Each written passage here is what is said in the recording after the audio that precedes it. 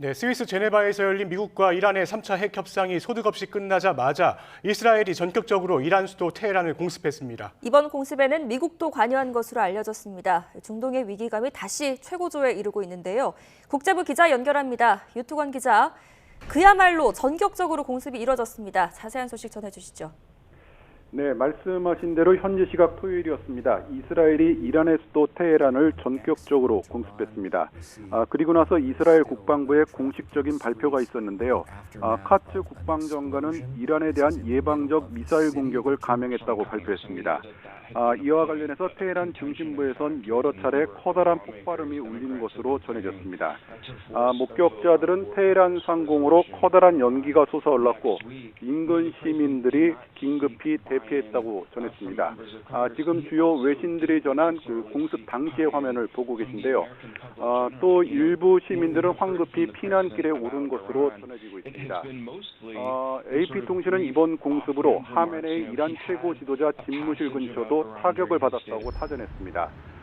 이에 따라서 일단 이번 공습의 표적 가운데 하나가 하메네이 최고 지도자였던 것으로 추정되는데요. 공습 당시에 하메네이 최고 지도자가 집무실에 있었는지는 확인되지 않았습니다. 다만 로이터 통신은 하메네이 최고 지도자가 테헤란이 아닌 안전한 곳에 있다고 전했습니다. 또 이란의 주요 장관들의 자택도 공격을 받았다는 소식이 전해지고 있습니다. 이번 공습에 따른 정확한 피해 상황은 좀 더 시간이 지나야 확인될 것으로 보입니다. 네, 이란의 보복 가능성에 대비해서 이스라엘도 국가 비상사태를 선포했다고요? 네, 말씀하신 대로 국가 비상사태를 선포하고 이란의 보복 가능성에 대한 준비 태세에 돌입했습니다. 이스라엘 국방부는 이란의 보복 미사일 발사 가능성에 대비해 전국에 사전 공습 경보를 발령했다고 밝혔습니다. 이에 따라 이스라엘 전역에는 공습 사이렌이 울렸습니다. 또 이스라엘 영공을 폐쇄하고요, 민간 항공기의 경유를 금지했습니다. 전국의 모든 사업장은 일시 폐쇄됐고 학교에는 휴교령이 내려졌습니다.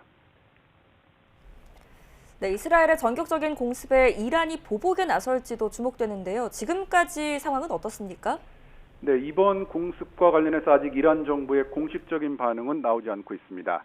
다만 이란은 지금까지 미국이나 이스라엘이 군사적 공격을 감행할 경우 곧바로 보복에 나서겠다고 경고해 왔습니다.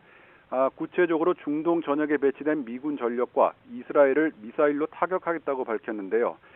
이란은 지난해 6월이었죠. 이른바 12일 전쟁 기간에도 이스라엘을 향해 500발이 넘는 중장거리 미사일을 발사했습니다. 대부분은 이스라엘의 미사일 방공망 아이언돔에 의해 격추됐지만 30여 발은 이를 뚫고 들어가 피해를 낸 것으로 알려졌습니다. 이란이 전면적 반격에 나설 경우 중동 전역은 다시 대규모 전쟁 위기에 휩싸이게 됩니다. 현재 미군은 중동 전역에 이라크 전쟁 이후 최대 규모의 전력을 전개해 놓은 상황인데요. 제럴드 포드와 에이브라임 링컨 등 2개의 항공모함 전단, 그리고 구축함, 최첨단 전투기 등이 배치되어 있는 상황입니다. 네, 이스라엘의 전격적인 공습에 미국도 관여한 것으로 보이는데요. 어떻습니까? 네, 그렇습니다. 조금 전이었습니다. 트럼프 대통령의 공식적인 반응이 나왔습니다. 트럼프 대통령은 미군이 이란에서 중대한 전투작전을 시작했다고 밝혔습니다. 그리고 동시에 이번 작전의 목표가 이란 정권의 그 위협을 제거해서 미국 국민을 보호하는 것이라고 주장했습니다. 동시에 이란은 절대로 핵무기를 가질 수 없고 현재 핵 프로그램의 재건을 시도하고 있다고 거듭해서 주장했습니다. 이스라엘 국방부 쪽에서도 유사한 언급이 앞서서 나왔습니다. 이스라엘 국방부 관리는 미국과 사전에 이번 작전을 조율했다고 밝혔습니다. 또 수개월 전부터 이번 공습을 계획했고 공습 날짜는 일주일 전쯤에 결정했다고 밝혔습니다. 자, 그런데 미국과 이란이 3차 핵 협상에서 합의를 끌어내지는 못했지만 추가적인 협상을 약속한 상태였잖아요. 네네. 그런 만큼 이번 공습이 의외로 받아들여지는데 어떻습니까? 네, 그렇습니다. 그 제네바에서 열렸죠. 미국과 이란의 3차 핵 협상은 역시 그 우라늄 농축 문제를 둘러싼 이견으로 합의점을 찾지 못했습니다. 하지만 이란 측에선 양측 모두 협상 타결에 진지한 태도였다, 이렇게 평가를 했고요. 트럼프 미국 대통령도 어제까지는 불만족스럽다는 반응을 보였지만 그래도 추가 협상을 해보겠다는 입장을 보였습니다. 이에 따라서 다음 주로 예정이 됐습니다. 국제원자력기구 IAEA 본부가 있는 오스트리아 빈에서 4차 협상을 열기로 합의한 상태였습니다. 또 중재 역할을 자처한 IAEA도 다음 주에 별도로 이란 측 전문가들과 만날 예정이었습니다.